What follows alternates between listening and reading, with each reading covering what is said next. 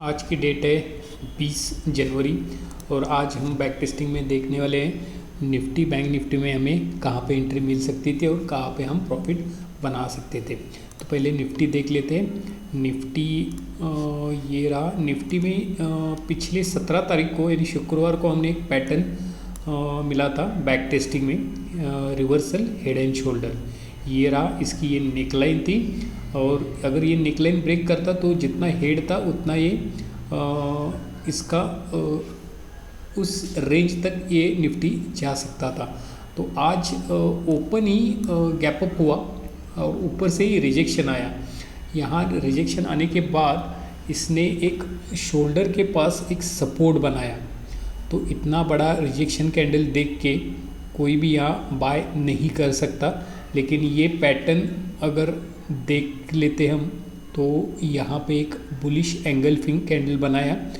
यहाँ पे हम पूरी कॉल साइड की एंट्री ले सकते थे। इस साइड पे एसएल होता ग्रीन कैंडल के नीचे, यानी छोटा सा एसएल होता और इस ट्रेड में हमें 1:3 तक का प्रॉफिट हम आराम से बना सकते थे। तो ये थी एक निफ्टी की बहुत ही अच्छी एंट्री जो हेड एंड शोल्डर पैटर्न के बेस पे हम ले सकते थे। इसके बाद निफ्टी टॉप पे गया है और इसने एक साइडवेज में गया है। तो यहाँ पे कोई भी एंट्री नहीं बन सकती थी, क्योंकि यहाँ पे एक टाइम वैल्यू की वजह से, टाइम डिके की वजह से रेट बहुत ही कम हो जाते हैं। तो साइडवेज में एंट्री लेना फ़िलहाल तो बहुत ही रिस्की हो जाता है और यहाँ पे एंट्री लेना ही नहीं चाहिए और एक साइकोलॉजी भी अपना ख़राब हो जाता है। तो एक एंट्री में अगर हमें इतना प्रॉफिट मिलता है तो हमें ट्रेडिंग रोक देनी चाहिए। दूसरी बात ये है कि यहाँ पे इसने हाई लगाया, आरएसआई भी हाई पे था, फिर इसने और एक हाई लगाया लेकिन आरएसआई ऊपर नहीं गया, यानी यहाँ इसने आरएसआई ने डाइवर्जन दिखाया था। तो ये इसने खुद ही बताया था कि ये अभी ऊपर जाने वाला नहीं है। तो पूरा ये क्लोजिंग तक साइडवेज में रहा है निफ्टी। और अब बैंक निफ्टी में देख लेते हैं। ये रहा बैंक निफ्टी। तो बैंक निफ्टी में कोई ख़ास एंट्री दिख ही नहीं रही है।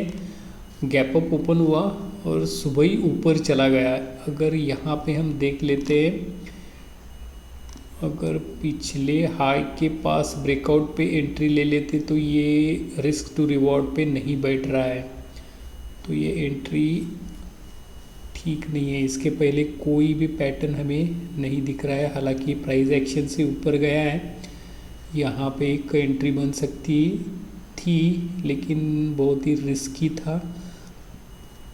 इसके बाद कोई भी एंट्री अगर हम निफ्टी पे जहाँ पे हमें एंट्री मिली वहाँ पे हम देख लेते हैं। ये टाइमिंग था 9:45। तो 9:45 पे अगर हम देख लेते हैं, ये वाला कैंडल है।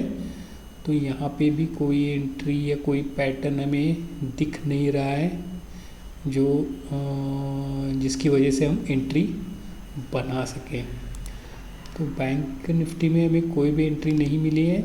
यहाँ भी इसने एक डाइवर्जन दिखाया है।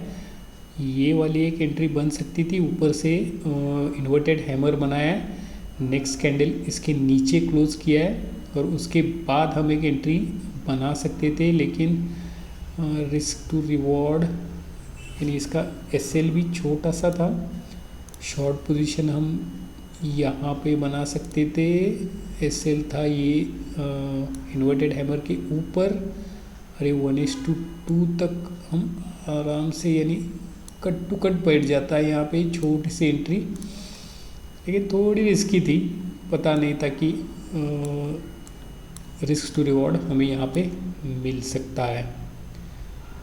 तो बैंक निफ्टी में एंट्री तो नहीं मिली। निफ्टी में हमें एक अच्छी एंट्री मिल गई है आज।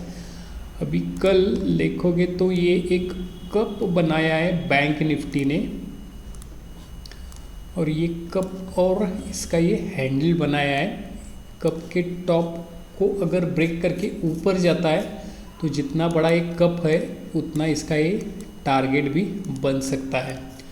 तो हमने बैक टेस्टिंग में ये मिला है हमें, हम देख लेंगे कि कैसे मूव होता है। इसका एसएल होगा ये वाला, यानी 49,000। अगर गैप डाउन ओपन होता है तो थोड़ा रुकना पड़ेगा हमें, कब का टॉप ब्रेक होने तक हमें रुकना ही पड़ेगा।